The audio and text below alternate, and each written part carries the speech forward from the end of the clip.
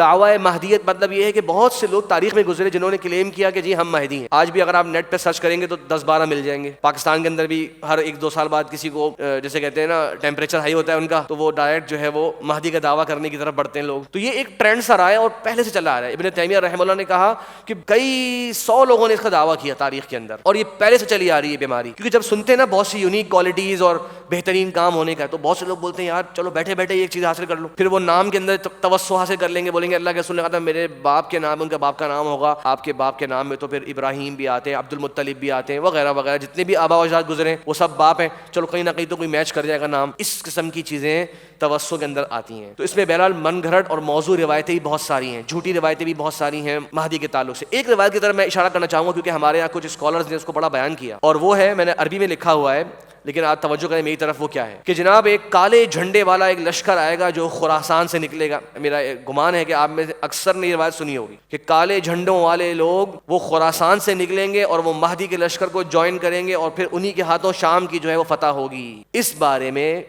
محدثین نے, بولے جناب آپ کو پسند نہیں ہے ان کے سوچ نظریے, بول سکتے ہیں, محدثین نے امام ابن عدی اور ابن تیمیہ اور دیگر ائمہ کرام نے ذکر کیا کہ کالے جھنڈوں کے لشکر کے تعلق سے کوئی بھی روایت مستند نہیں ہے. جو مشہور روایت بیان کی جاتی ہے وہ جامع ترمذی میں ہے, ہمارے یہاں کچھ خطبہ حضرات بیان بھی کرتے ہیں. اس کے اندر ایک راوی میں لکھا ہوا ہے ریڈ کلر میں, رشدین بن سعد. یہ آپ حدیث کی جو علم حدیث سے واقف لوگ ہیں ان سے پوچھ سکتے ہیں یہ راوی کیسا ہے, بتا دیں گے کمزور راوی. تو یہ مستند روایتیں نہیں ہیں کالے جھنڈے اور خراسانی لشکر. اور یاد رکھیے خطرناک بات, بہت سے لوگ خراسانی لشکر تو بات کر رہے ہیں لیکن وہ سمجھتے ہیں خراسان کا مطلب آج کے زمانے کا خراسان جو کہ ایک ملک کا نام لے لیا جاتا ہے. اگر آپ قدیم خراسان میں جائیں گے تو پھر بہت سے وہ ملک بھی شامل ہو جائیں گے جو آپ کو پسند نہیں ہیں. پھر کیا کریں گے بھائی, اب اشارہ ہی کافی ہے. بہت سے وہ ملک بھی شامل ہو جائیں گے پرانے خراسان کے نقشے کے اندر جو آپ کو پسند نہیں ہے. پھر آپ بولیں گے نہیں نہیں وہاں جو کالے پگڑیاں پہنتے ہیں نا وہ شامل نہیں ہے حدیثوں کے اندر.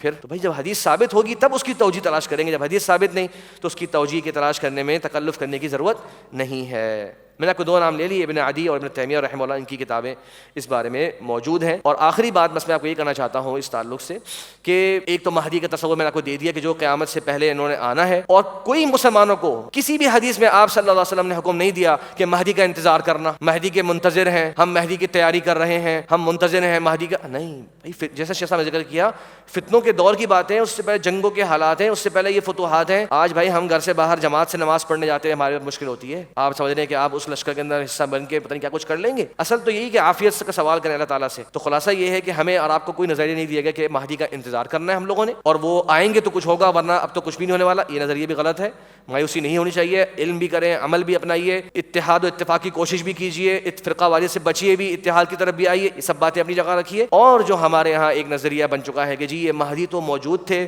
اور وہ 1200 سال پہلے ایک غار میں چلے گئے ہیں, اور 12ویں امام کا ان کو نام دے دیا جاتا ہے, اور محمد بن حسن العسکری کے نام ان کو دیا جاتا ہے. تو پہلی بات تو یہ ہے کہ وہ حسین رضی اللہ عنہ کی اولاد میں سے تھے. دوسری بات, ان کے وجود کے اندر ان کے اپنے لوگوں کا بڑا اختلاف. کچھ کہتے ہیں وہ اتنی عمر کے تھے غار میں چلے گئے, کچھ کہتے ہیں چھوٹی عمر میں غار میں چلے گئے. ابھی تک کچھ قوم ان کی ہے وہ سمجھتی ہے کہ جناب وہ کسی سے نہیں ملتے. کچھ کہتے ہیں نہیں نہیں وہ ملتے ہیں, وہ ٹاسک دیتے ہیں, وہ رہنمائی بھی کر رہے ہیں. کچھ کہتے ہیں جو کہتے ہیں وہ رہنمائی کر رہے ہیں یہ کافر ہو گئے. کچھ کہتے ہیں جو کہتے ہیں کہ وہ کسی سے ملتے ہی نہیں ہیں یہ لوگ کافر ہو گئے. اصل بات یہ ہے کہ اتنے اہم منصب, اتنے اہم کام جب انہوں نے کرنے تھے اور وہ دنیا کے اندر موجود ہیں اور خود بائی ول اپنے سامنے آ سکتے ہیں, تو بھائی کیوں نہیں آ رہے باہر. تو اس لیے یہ نظریہ کہ وہ موجود ہیں اور کسی غار میں چلے گئے اور 1200 سال پہلے جو ہے وہ اچانک سے چلے گئے تھے, اس کی کوئی بنیاد نہیں ہے. کسی حدیث میں اس کا ذکر نہیں, نہ ہی اس قسم کی کسی کی خصوصی صفت کا ہمیں احادیث میں ذکر ملتا ہے.